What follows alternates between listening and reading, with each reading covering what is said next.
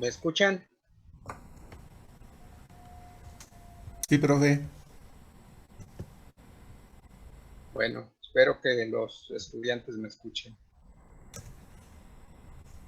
En esta diapositiva tenemos un potencial de acción que podría corresponder a una fibra de Purkinje. Se toma como modelo este potencial de acción porque en él están bien definidas todas las fases de un potencial de acción. La fase 0, la fase 1, la fase 2, la fase 3 y la fase 4, que se llama fase 4 de despolarización diastólica. Y abajo de este potencial de acción están todas las corrientes iónicas que participan en un potencial de acción de este tipo. Las corrientes que están en azul son corrientes que van del exterior al interior, corrientes entrantes, y todas las que están en color negro son corrientes que van del interior al exterior y son, por lo tanto, corrientes de salida. También podemos decir que las corrientes en color azul son corrientes despolarizantes, en tanto que las corrientes en color negro son corrientes hiperpolarizantes. Bueno, primero, en la fase 0 de este potencial de acción, estamos hablando de un potencial de acción de una fibra de Purkinje, de una fibra auricular, de una fibra ventricular. Cualquier potencial de acción, excepto los nodos. Entonces, con excepción de los nodos, en esta fase 0 de potencial de acción, participa una corriente de sodio, como pueden ustedes ver aquí. Una corriente de sodio que tiene dos componentes. Una corriente inicial muy intensa y luego una corriente que se llama corriente tardía de sodio. Entonces, la fase 0 de despolarización de un cardiocito que no sea el nodo es la corriente de sodio la que determina la fase 0 y la pendiente de esta fase. Luego, a continuación, viene una corriente de calcio que tiene dos componentes, a través de canales de tipo T y a través de canales de tipo L. Vean que inicialmente participan los canales de tipo T, pero su participación es muy rápida. De hecho, T viene de transitorio y por esa razón esta corriente es breve. Y luego una corriente que dura más tiempo, dura prácticamente toda la meseta del potencial de acción, la parte que se conoce como la meseta. Y estas son entonces tres corrientes despolarizantes. Con la despolarización se activan corrientes repolarizantes. Como pueden ver, todas estas corrientes que son repolarizantes son corrientes iónicas de potasio. Entonces, estas corrientes iónicas de potasio, como son de salida, participan durante la fase 1, esta que se llama corriente de potasio transitoria de salida 1. Vean que participa por muy poco tiempo, pero esta corriente es la responsable de la fase 1, de esta repolarización muy rápida que se insinúa aquí, pero que no continúa porque en este momento las corrientes despolarizantes de las que ya hablamos, pues predominan. Pero también se comienzan a activar otras corrientes de potasio,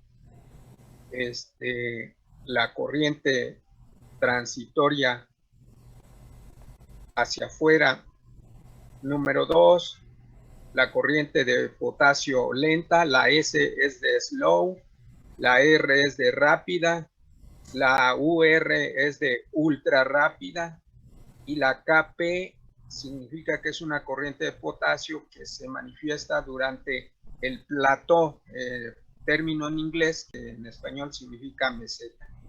Bueno, todas estas corrientes de salida que son repolarizantes, más o menos tienen un balance con las corrientes despolarizantes y por eso es que la fase 2 más o menos se mantiene la despolarización por lo menos 200 milisegundos. Es la meseta entonces en donde hay cierto nivel de despolarización. Recording in progress.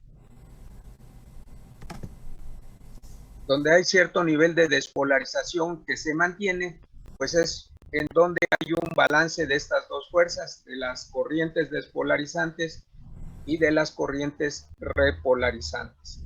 Al final, cuando se inactivan tanto la corriente de sodio como la corriente de calcio, entonces hay un claro predominio de las corrientes de salida de potasio y esto produce la fase 3 del potencial de acción, que es la repolarización.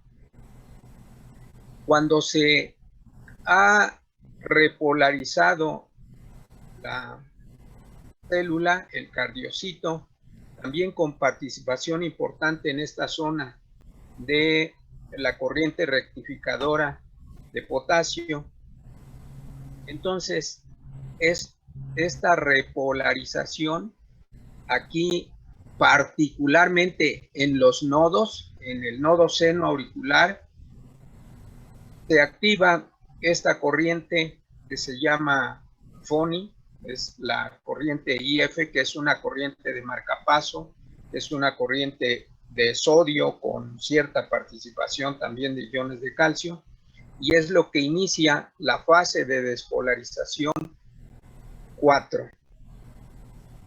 También aquí al final se tiene la participación de, en primer término, de este intercambiador del que ya les habló la profesora Norma, es el intercambiador de sodio y de calcio, y vean que transitoriamente es una corriente de salida, pero fundamentalmente una corriente de entrada despolarizante. O sea que este intercambiador sodio-calcio es muy importante porque contribuye a la despolarización. Y luego finalmente viene la bomba de sodio y potasio, que como ustedes recuerdan, debido a la estequiometría del transporte de sodio y potasio, es una bomba que se denomina electrogénica y es su función fundamentalmente es al final del potencial de acción con una actividad repolarizante. Bueno, entonces todas estas corrientes son muy importantes y también contribuye de manera muy importante el intercambiador sodio-calcio, que lo vamos a estar manejando en las siguientes diapositivas para explicar el funcionamiento del corazón. ¿Alguna pregunta? Sí, yo. En la fase 3, ¿qué corrientes dijo que había? Son corrientes de potasio. Miren, por ejemplo, aquí, como esto está asociado al curso temporal, vean que aquí la corriente de potasio lenta tiene una participación importante al nivel de la fase 3 y también la última fase de la corriente rápida y lo que se llama la corriente rectificadora de potasio 1 también tiene importancia. Entonces, en general, es salida de potasio lo que produce la fase 3, y de estas salidas de potasio son importantes a través de los canales de potasio denominados lentos, la corriente de potasio llamada corriente rectificadora de potasio 1. Entonces, en general es potasio, particularmente estas dos corrientes que se quedan activadas hasta que se lleva a cabo la repolarización de la membrana hasta alcanzar el máximo potencial durante la diástole. Este punto que estoy señalando se llama potencial diastólico máximo, y es a partir del cual comienza a predominar la corriente despolarizante de sodio a través de la población de canales FONI. ¿Sí queda claro? Sí, profe. Gracias. ¿Algo más? ¿Alguien más?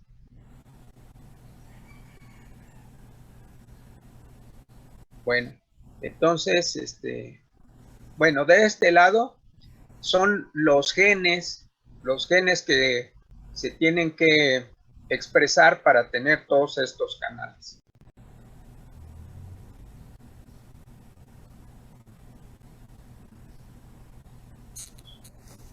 Un recordatorio rápido.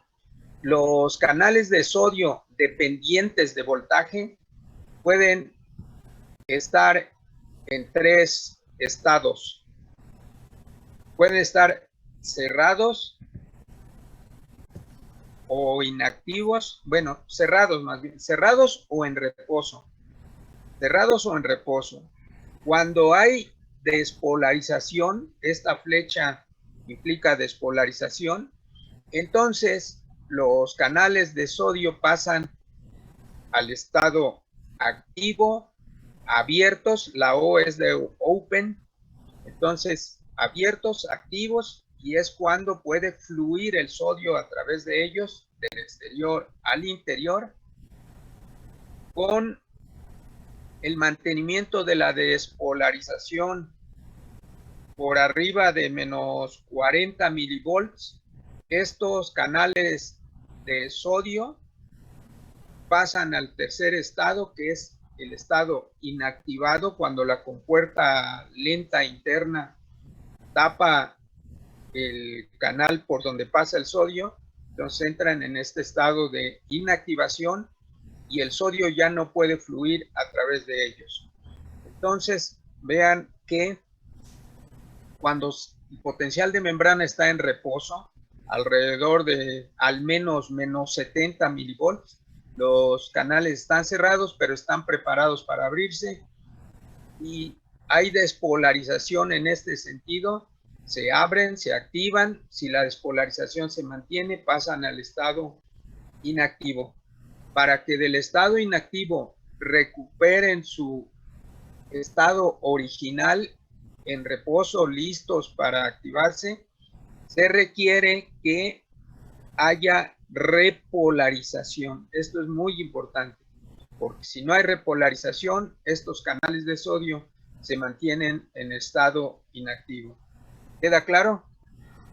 Esto para que entiendan lo que pasa en los nodos y en general para entender la electrofisiología.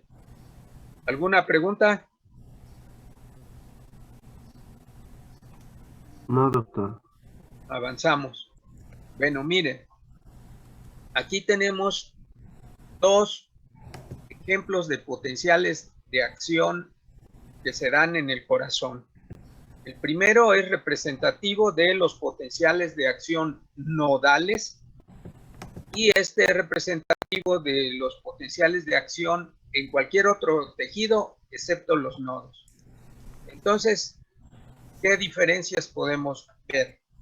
Bueno, ya habíamos dicho que en un potencial de acción como este que está aquí a la derecha, se ven de manera muy clara todas las fases del potencial de acción.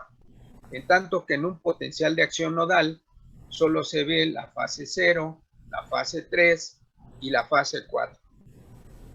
Bueno, una diferencia muy importante en la morfología de estos potenciales es el potencial diastólico máximo. ¿Cuál es el potencial diastólico máximo de este potencial de acción nodal? Por ejemplo, esto puede ser un potencial de acción del nodo seno auricular. ¿Cuánto vale su potencial diastólico máximo?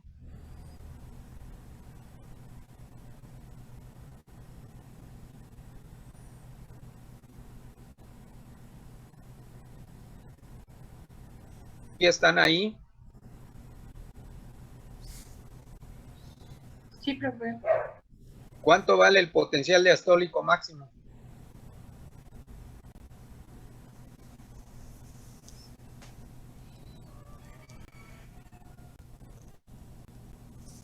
Vean las escalas nada más. Pues sería Aquí por están ahí las escalas. menos 60. Menos 60, sí. El potencial diastólico máximo en esta célula nodal es de menos 60 milivolts. En cambio, en esta otra célula que pudiera ser de Purkinje o una fibra ventricular, el potencial diastólico máximo, ¿cuánto vale? Menos 90. Menos 90, menos 85. Menos 85 más o menos. No llega a menos 90 porque sería acá en la siguiente marca. Bueno, menos 85. Bueno, fíjense bien, de acuerdo con lo que acabamos de revisar en la diapositiva anterior, la de los estados del canal de sodio, cómo están los canales de sodio en esta célula nodal y cómo están los canales de sodio en esta célula ventricular, digamos. Pues en reposo están ambos, ¿no? En ambos casos, aquí, menos 60 milivolts. Bueno, de acuerdo con lo que dijimos anteriormente, aquí en menos 60 milivolts, los canales de sodio, una alta proporción de ellos, más de 95%, están en estado inactivo. Entonces, como están en estado inactivo, cuando se despolariza esta célula nodal, en este caso no participan las corrientes de sodio, solamente participan corrientes de calcio. Cuando se despolariza aquí a través de la activación de los canales FONI y entra sodio y se despolariza, se alcanza el umbral, pero de los canales de calcio, fundamentalmente de tipo L, y es una corriente de calcio la que produce esta despolarización. La fase cero en un potencial de acción nodal se debe a una corriente de calcio. Y vean que la pendiente de la fase cero en esta célula nodal, cómo es respecto de la pendiente de la fase cero en una célula ventricular.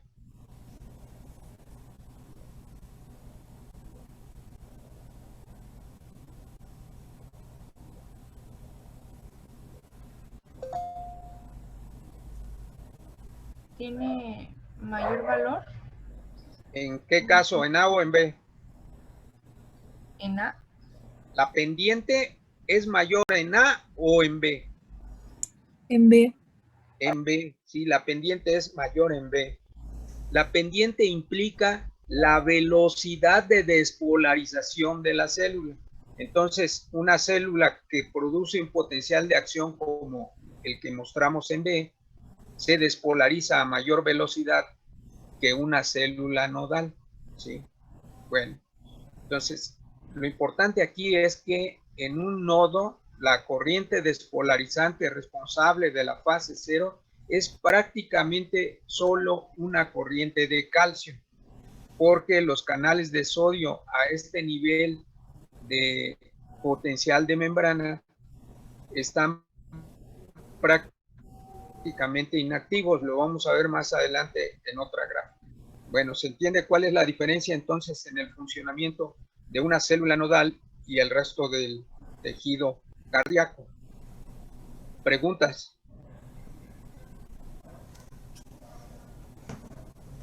Bueno, entonces miren, para mayor explicación de lo que ocurre en una célula nodal, particularmente del nodo seno auricular o una célula marcapaso. Aquí están señalados los canales que participan para la corriente denominada FONI. O sea, estos son los canales que dan cuenta de la corriente que se llama corriente de marcapaso. Esta es la membrana de un cardiocito de una célula nodal. Cuando esta célula nodal, por las corrientes de potasio que ya mencionamos, se repolariza y la repolarización alcanza menos 60, tal vez hasta menos 65 milivolts, esta corriente FONI se activa y comienza a ingresar sodio a la célula marcapaso e induce despolarización.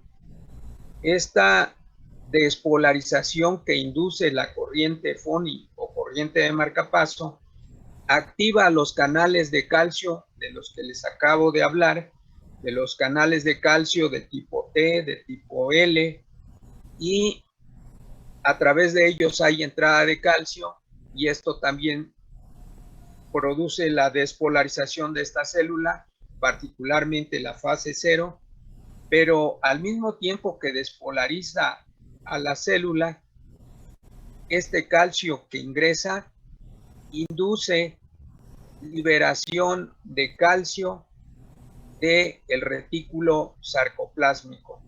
Estas siglas son del inglés, que quiere decir liberación de calcio inducida por calcio.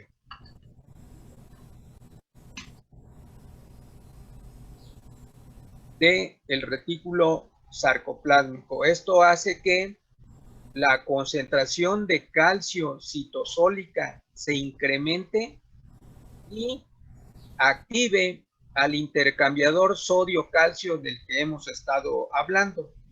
Este intercambiador sodio-calcio, por la estequiometría que tiene, que para sacar un ion de calcio tienen que entrar 3 iones de sodio al menos, implica entonces una corriente despolarizante, como ya lo habíamos mencionado hace 2 diapositivas. Por lo tanto, fíjense bien, entonces, entrada de calcio a una célula implica inducción de liberación de calcio de las cisternas, que a su vez activa a este intercambiador que ayuda a la despolarización. Entonces, actualmente se plantea que la despolarización de una célula marcapaso en realidad está inducida por 2 corrientes, por la corriente FONI y también la otra corriente muy importante es la que se da a través de este intercambiador, resultado de su activación por la liberación de calcio inducida por calcio. Aquí señala también la participación de el mismo calcio que se eleva aquí en el citosol, se une a la calmodulina y el complejo calcio-calmodulina también puede activar a la adenilato ciclasa, producir AMP cíclico, activar a la proteincinasa A, y la proteincinasa A, que es fosforiladora, pues fosforila todos estos sitios que están indicados con las flechas cuya línea es punteada. Entonces vean que activa canales de potasio que pueden ayudar a la repolarización. También fosforila canales de calcio que pueden ayudar a más entrada de calcio. Puede fosforilar a los canales de la corriente FONI para mayor despolarización. También puede fosforilar a los receptores de rianodina para mayor liberación de calcio. Bueno, esto es a partir de la elevación de calcio en el citosol, aunque no deben de olvidar que el sistema de la adenilato ciclasa también puede ser activada, por ejemplo, por los receptores beta adrenérgicos presentes aquí y que no están señalados, para reforzar esta actividad. Bueno, entonces, queda claro cómo se activa una célula marcapaso y todos los fenómenos iónicos que entrañan. Profesor, ¿puede volver a repetir lo de la activación del intercambiador de... Sí, sí, esto es muy importante. Por favor. Cualquier elevación de calcio en el citosol por entrada de calcio del exterior, o sea, siempre que entre calcio al citosol, este calcio que entra al citosol va a activar a estos canales transportadores de rianodina, los va a activar, y como el calcio está altamente concentrado en la cisterna, entonces se va a inducir la liberación de calcio. Entonces, calcio que entra del exterior más calcio que sale del retículo sarcoplásmico aumentan las concentraciones de calcio aquí en el citosol, y este aumento de calcio en el citosol es lo que activa al intercambiador sodio-calcio, porque la forma en que transporta o intercambia el sodio y el calcio, en este caso en particular, es sacar calcio por el intercambio con 3 iones de sodio. Entonces, al final, por actividad de este intercambiador, se ganan cargas positivas en el interior, y por lo tanto esto implica despolarización. ¿Sí? Entonces, este fenómeno de liberación de calcio inducida por calcio es muy importante. Y ojo, cuánto calcio se va a liberar aquí va a depender de qué tanto calcio también haya en las cisternas. Cuando existe sobrecarga de calcio en las cisternas por alguna razón, esta liberación es muy alta, es la inducción de la actividad del intercambiador sodio-calcio también, por lo tanto hay una mayor tendencia a la despolarización y por lo tanto al aumento en la excitabilidad de cualquier cardiocito, incluido el nodo seno-auricular. ¿Sí queda claro? Sí, profesor. Muchísimas gracias. Bueno, aparte de las cuestiones de morfología de los potenciales de acción, también hay otras diferencias entre los potenciales de acción de una fibra de Purkinje, de una fibra ventricular, respecto de los potenciales de acción que se dan en los nodos. En este caso, aquí se toma en cuenta en particular cuál es la situación de los canales de sodio dependientes de voltaje. Entonces, aquí en menos 85, como dijimos que valía el potencial diastólico máximo, los canales de sodio están en reposo y están cerrados. Cuando se da una despolarización, los canales de sodio se abren, y en la medida en que se va despolarizando la membrana, los canales de sodio se van inactivando y permanecen inactivos todo este tiempo.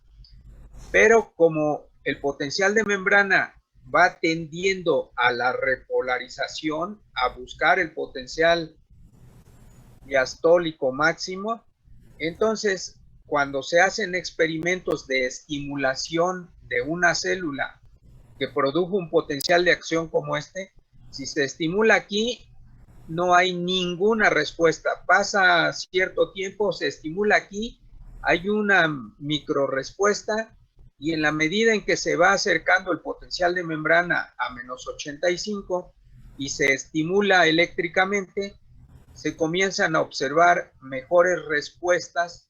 Aquí prácticamente ya esta célula daría un segundo potencial de acción, no igual al original, pero ya se observa actividad eléctrica semejante a un potencial de acción. Si se deja pasar tiempo suficiente, vean que cuando se estimula aquí, después de que ha alcanzado el potencial diastólico máximo, entonces ya se produce un potencial de acción muy parecido al original. Esto puede ocurrir en una fibra de Purkinje, en una fibra ventricular. Bueno, en el nodo seno auricular o aurículo ventricular, el potencial diastólico máximo ya dijimos que anda del orden de menos 60 y también se estimula, se produce un potencial de acción nodal y vean que se comienza a estimular aquí ya casi en la recuperación del potencial diastólico máximo y esta célula nodal no responde, ya ha alcanzado un nivel de potencial de acción incluso por debajo del arranque y sigue sin responder. Tiene que pasar cierto tiempo hasta que finalmente esta célula nodal puede dar un segundo potencial de acción. En este caso, a todo este tiempo en el que la célula nodal no puede dar un segundo potencial de acción, se le denomina periodo refractario efectivo. Y el periodo refractario efectivo tiene relación con la duración del potencial de acción, pero a diferencia del caso de acá arriba, que en este caso, cuanto más dure el potencial de acción, más largo será el periodo refractario efectivo. Pero vean que aquí este potencial de acción en realidad no dura tanto, no obstante el periodo refractario efectivo se extiende más allá de la duración del potencial de acción. Bueno, entonces esas son diferencias entre la respuesta de un tejido nodal acá en C, y de un tejido de conducción, una fibra de Purkinje, el haz de His. Bueno, aquí en B tenemos en las ordenadas el porcentaje de canales de sodio que se recuperan de la inactivación. O sea, 100% implica que todos los canales se han recuperado de la inactivación. 0% implica que ningún canal de sodio está listo para activarse. Es decir, 0 implicaría 100% de canales inactivos, canales de sodio inactivos. Bueno, aquí tenemos una curva. Bueno, esto está dibujado, graficado contra el potencial de membrana en milivolts. Entonces vean, la curva verde es la curva de funcionamiento normal de los canales de sodio. Cuando el potencial de membrana está en menos 40 milivolts, todos los canales de sodio están ¿en qué estado? ¿Inactivos? Inactivos, sí. En la medida en que va repolarizándose la membrana, cuando llegamos a menos 60 milivolts, ¿qué porcentaje de los canales de sodio ya están listos para activarse? Como el 25, 22%. Como el 25% más o menos, sí. Bien leído. Y En la medida en que la membrana se repolariza cada vez más, cuando más o menos llega como a un potencial de membrana de menos 80, ya prácticamente el 90-95% de los canales se han recuperado de la inactivación, y a potenciales de membrana mayores de menos 85, menos 90, ya el 100% de los canales están recuperados de la inactivación, o sea, están en reposo, listos para abrirse, que sería este caso en este nivel. Vean. Bueno, cuando a un tejido cardíaco se le añade una droga, un fármaco, un bloqueador de los canales de sodio, bajo el efecto de un bloqueador de los canales de sodio, vean qué pasa con la recuperación de estos canales. Vean que, por ejemplo,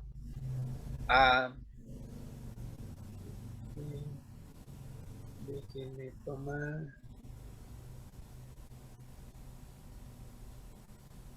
Miren, vamos a suponer que tenemos aquí 80.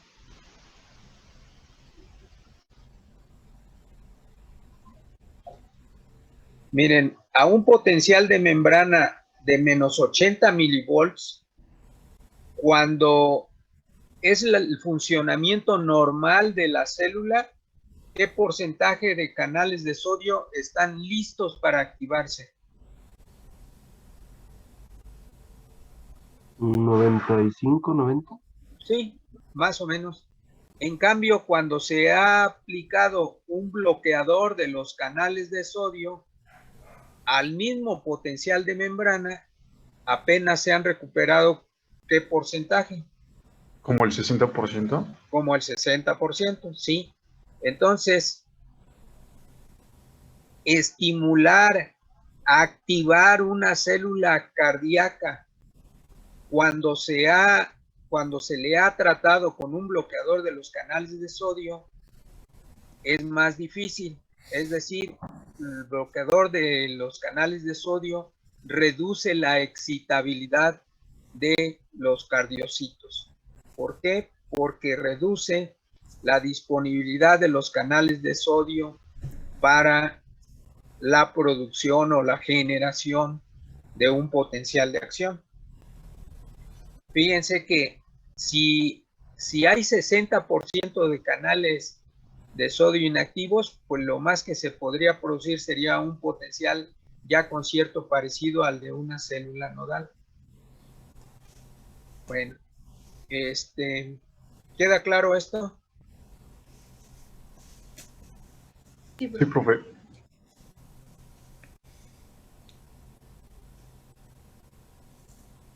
Muy bien. Bueno,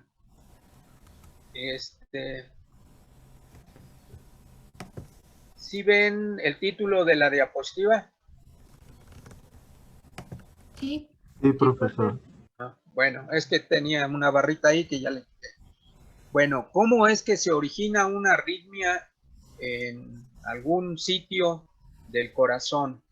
Bueno, las arritmias se pueden originar por trastornos en la formación, en la generación de un potencial de acción, y también por trastornos en la conducción del potencial de acción, o en algunos casos por las dos cosas, pero fundamentalmente estos son los orígenes de las arritmias. Cuando se trata de una alteración en la formación, en la generación de un potencial de acción, pues lo que se afecta fundamentalmente es el automatismo, el disparo automático de las células. Y puede haber dos tipos de alteración. Uno que se llama automatismo normal alterado. Automatismo normal quiere decir que el nodo seno auricular, que es el marcapaso natural, normal del corazón, es el que está aumentado a su actividad y entonces los potenciales de acción se están generando donde se deben de generar, solo que se están generando a un ritmo más alto. Esto puede ocurrir por fiebre, por exceso de catecolaminas, por tirotoxicosis. Serían ejemplos de cuando el automatismo normal se encuentra alterado. Ahora, también puede existir lo que se llama automatismo anormal. Se llama automatismo anormal cuando la generación de los potenciales de acción no se están dando en el nodo senoauricular. Por ejemplo, en el caso de un infarto y si hubiera muerte de tejido alrededor del nodo senoauricular, aunque el nodo senoauricular estuviera funcional y estuviera produciendo potenciales de acción, estos no se podrían propagar al resto del corazón debido a que hay tejido inerte a su alrededor y que no conduce potenciales de acción. En esas circunstancias, el nodo aurículo-ventricular podría tomar la generación de los potenciales de acción o incluso también las fibras de Purkinje. En condiciones normales, el nodo aurículo-ventricular y las fibras de Purkinje podrían generar potenciales de acción con una frecuencia menor que el nodo senoauricular, pero también lo podrían hacer. Entonces, cualquier generación de potenciales de acción más allá de el nodo senoauricular es a lo que se le llama automatismo anormal. También existe la posibilidad, es anormal porque no se produce en el nodo senoauricular, pero se puede producir en tejidos que normalmente sí tienen la capacidad de generar potenciales de acción, como ya dije, el nodo aurículo-ventricular, las fibras de Purkinje. Bueno, pero también puede existir lo que se llama automatismo inducido. Este automatismo inducido puede, como su nombre lo dice, inducirse en cualquier célula cardíaca y normalmente los potenciales de acción que se generan en cualquier célula cardíaca que no tiene de manera natural automatismo normal, generan lo que se llaman postpotenciales. Y hay dos clases de postpotenciales, los llamados postpotenciales tardíos y los llamados postpotenciales precoces, prematuros o tempranos, también les dicen. Lo de temprano es por la traducción del término en inglés early, pero bueno, postpotenciales precoces o prematuros se llaman. Luego vamos a ver de qué se trata.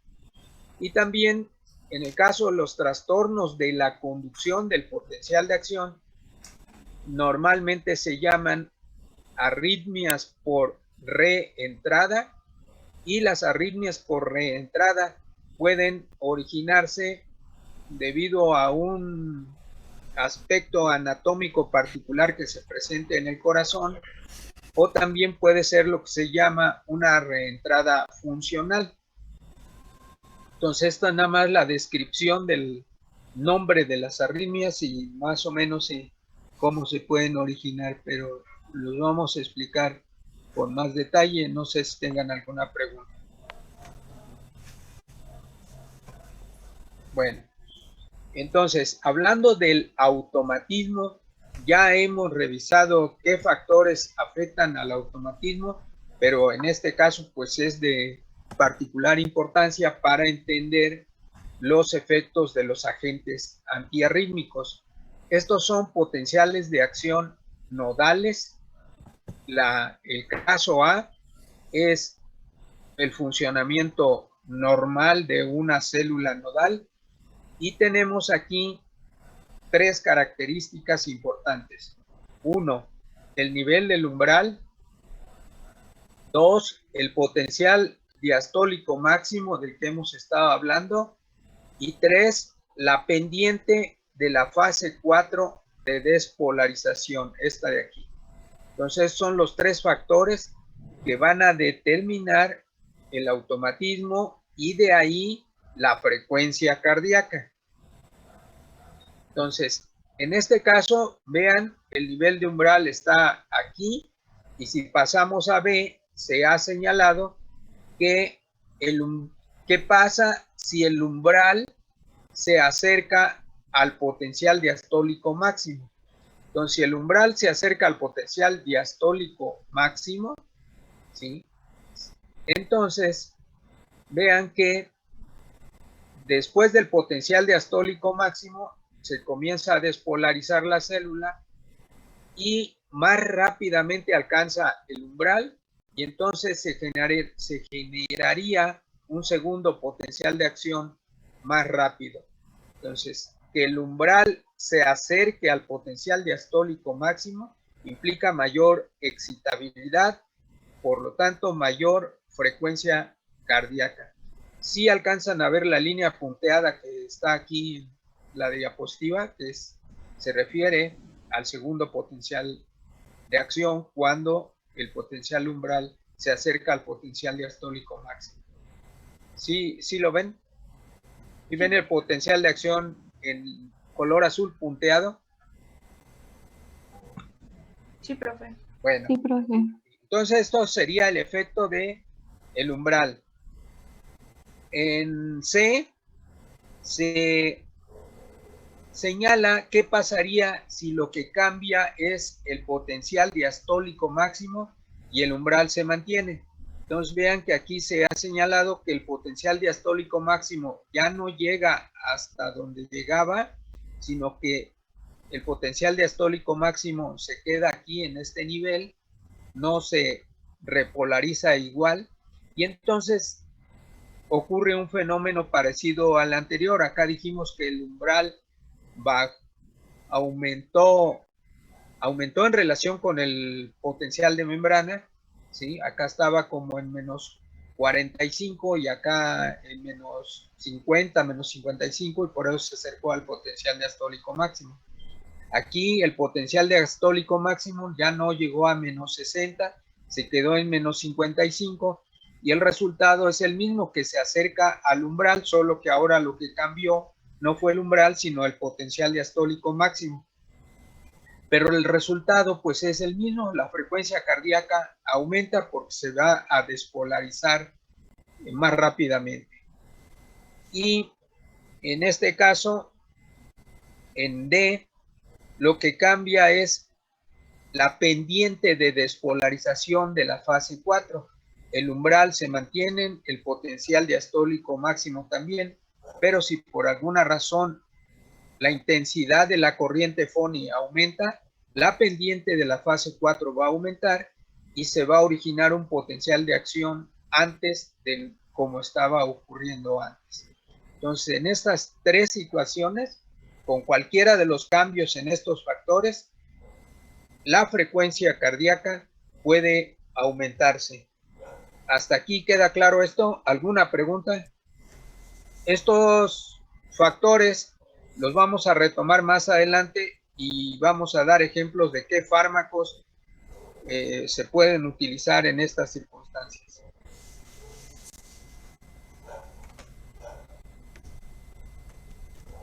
Bueno, vamos a hablar de lo que se llama la automaticidad inducida. Vamos a hablar de los postpotenciales. Habíamos dicho que había dos clases de postpotenciales, los postpotenciales prematuros, precoces o tempranos, y que la sigla en inglés es EAD, E de early, A de after, y es lo que D de despolarización. Entonces, postdespolarización temprana o prematura, y en este caso sería postdespolarización tardía, la D es de delay. Bueno, ¿qué pasa en estos casos? Bueno, aquí vamos a recordar lo que revisamos de la célula marcapaso. La diferencia entre un pospotencial prematuro o precoz respecto de un pospotencial tardío es que el prematuro o precoz o temprano se da o se puede dar durante la fase 2, durante la fase 3 del potencial de acción, en tanto que el pospotencial tardío se da después de que el potencial de acción previo, después del potencial de acción previo, la membrana ha recuperado su potencial de membrana normal, es decir, se alcanza el potencial diastólico máximo, y después de que se ha alcanzado el potencial diastólico máximo puede venir este postpotencial que se llama tardío. Bueno, ¿qué pasa en un caso y qué pasa en otro? Bueno, ya les había yo mencionado que la meseta del potencial de acción resultaba de un balance entre las corrientes iónicas despolarizantes y las corrientes iónicas repolarizantes. Bueno, entonces este pospotencial temprano, prematuro o precoz se puede dar porque esto implica cualquiera de lo siguiente: que las corrientes despolarizantes disminuyan y predominen las repolarizantes, o bien que las corrientes repolarizantes sean mayor de lo normal y por eso no las despolarizantes predominen sobre las repolarizantes, o cualquiera de las dos, que aumenten las despolarizantes y disminuyan las repolarizantes. Bueno, esto es lo que se señala aquí. ¿Qué puede estar ocurriendo? Que las corrientes despolarizantes estén elevadas, la corriente de sodio, la corriente de calcio, que las corrientes repolarizantes estén disminuidas, por eso tiene la flecha hacia abajo, y que la actividad del intercambiador, pero ahora en sentido opuesto, esté aumentada. Aquí el sarcolema, el receptor llamado de rianodina, también se menciona a la cerca, y los niveles de calcio. Bueno, aquí se señala que en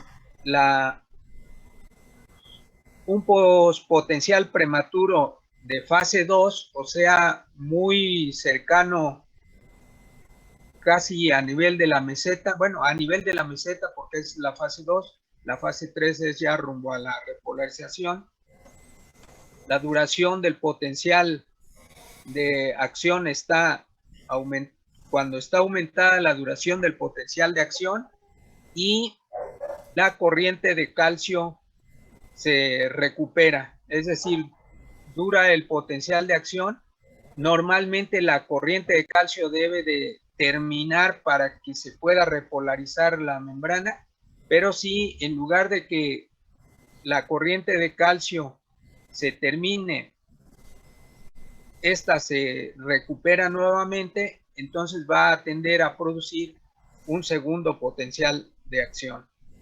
Y los potenciales de fase 3, de los que están ya más rumbo a la repolarización de la membrana, también se suelen presentar cuando hay un aumento en la duración del potencial de acción, y puede estar acompañado de liberación espontánea de calcio del retículo sarcoplásmico.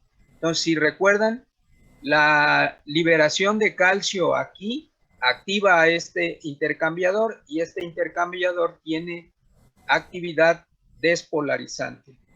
Entonces, En las células cardíacas existe un fenómeno que se llama liberación estocástica de calcio. El término estocástico significa al azar, aleatorio, o cuando menos no sabemos, pero aparentemente de lo que se ha estudiado el fenómeno es así, aleatorio. Significa que el retículo sarcoplásmico de pronto, sin que aparentemente medie nada, libera calcio. A eso se le llama liberación espontánea de calcio y se produce lo que se llaman chispas de calcio. Y estas chispas de calcio activan a este intercambiador, que como ya mencionamos, es una corriente despolarizante. Y esto puede ayudar, además de estos hechos que ya les mencioné, aumento en las corrientes despolarizantes y reducción de las corrientes repolarizantes, todo en conjunto hacen que la membrana, en lugar de seguir repolarizándose, de pronto se despolariza. El asunto está en que esta despolarización induce mayor liberación de calcio, inducida por calcio, y se puede producir un segundo potencial de acción, lo que podría constituirse, si nada más es uno, sería lo que se llama una extrasístole, pero si este tejido comienza a generar potenciales de acción, entonces ya se tendría un foco ectópico. Bueno, esto en cuanto a los postpotenciales prematuros, y el caso de los postpotenciales tardíos, se entiende que ocurre lo siguiente. Normalmente este fenómeno se da en células cardíacas que tienen una sobrecarga de calcio, ¿sí? Cuando tienen las cisternas una sobrecarga de calcio, la liberación estocástica de calcio se hace más probable. O sea, entre más calcio tenga una cisterna, es más probable que espontáneamente libere calcio. Y si se libera calcio de manera temprana, entonces se puede inducir despolarización de la membrana por la activación del intercambiador, y esto lleva a la activación de estas tres corrientes que se señalan aquí. Una corriente a través de los canales de sodio, una corriente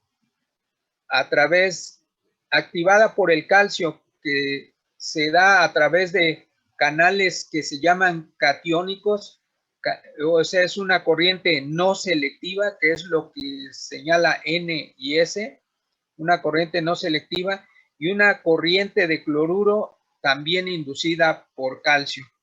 Entonces, además de la activación del intercambiador sodio-calcio, todo en conjunto se le llama corriente transitoria hacia el interior, y es una corriente despolarizante. Entonces, esto hace que el tejido, la célula, se despolarice, que produzca una despolarización como si se tratara del nodo, y genere un segundo potencial de acción. Entonces, esto es lo que de la manera en que se explican los postpotenciales prematuros y los postpotenciales tardíos. Entonces vean que en ambos casos está involucrado el intercambiador de sodio-calcio, está involucrado la participación del calcio en los cardiocitos. Entonces, si recuerdan, la profesora Norma, cuando les habló de los digitálicos, Los digitálicos precisamente hacen esto, sobrecargar las cisternas de calcio debido a la inhibición de la bomba de sodio-potasio, el aumento en la actividad del intercambiador sodio-calcio, así que no es extraño que los digitálicos produzcan arritmias. ¿Qué clase de arritmias producen los digitálicos? Pues producen postdespolarizaciones prematuras o tardías.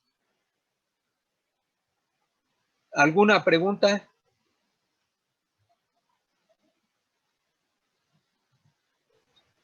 No, profesor.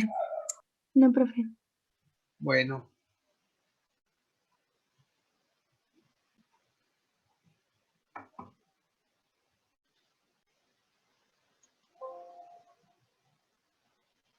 Vamos entonces ahora a revisar lo que se llaman arritmias por reentrada. Una de las reentradas más comunes es cuando en el corazón existe una vía accesoria, como se le llama aquí, una vía accesoria que tiene capacidad de conducir potenciales de acción y comunica de manera directa a las aurículas con los ventrículos. Esto es una anomalía congénita que se presenta en algunos niños porque es de nacimiento, es congénito, y esta vía se llama haz de Kent, así K-E-N-T, se llama haz de Kent. Algunos niños nacen con ella y esto puede inducir lo siguiente. Se tiene la generación de un potencial de acción en el nodo senoauricular. Este potencial de acción se va hacia las aurículas, entre ellas hacia la aurícula izquierda. Y también, a través del haz de Bachmann. Luego también puede ir al nodo aurículo-ventricular a través de los haces anterior, medio y posterior. Y vean que este potencial de acción podría o no pasar a través de este haz, pero lo importante es que con el retraso que sube el potencial de acción en el nodo aurículo-ventricular, por eso les hice énfasis en que esto podría retrasar, este tejido puede retrasar el potencial de acción hasta 100 milisegundos. Entonces, el potencial de acción que viaja de manera natural hacia los ventrículos a través de las fibras de Purkinje puede regresar por aquí y encontrar a este tejido ya recuperado de la actividad eléctrica, y entonces este potencial de acción puede regresar por aquí y nuevamente reingresar al nodo auriculoventricular, y este potencial de acción implicaría actividad del corazón adicional a la normal que está generando el nodo senoauricular. Entonces, este potencial de acción está recirculando, está reentrando, por eso se llama reentrada, por la presencia de esta vía accesoria que se llama el haz de Kent. Y esto origina un tipo de arritmia particular que se llama síndrome de Wolff-Parkinson-White, que fueron los tres médicos, son los apellidos de los tres médicos que describieron esta arritmia. Y el haz se llama haz de Kent porque también fue el médico que descubrió la presencia de esta vía accesoria, que es un anómala en general, porque lo normal es que no debemos de tenerla. Entonces, el síndrome de Wolff-Parkinson-White es una arritmia por reentrada en la que una vía accesoria permite que un potencial de acción recircule y origine actividad eléctrica y mecánica adicional a la normal. ¿Queda claro? Sí, profe. Bueno, Ya son 9:20. ya son 9:20. Bueno, ¿quién dijo? Yo. Está bien, gracias. Bueno, entonces, mañana continuamos Recording stopped. aquí.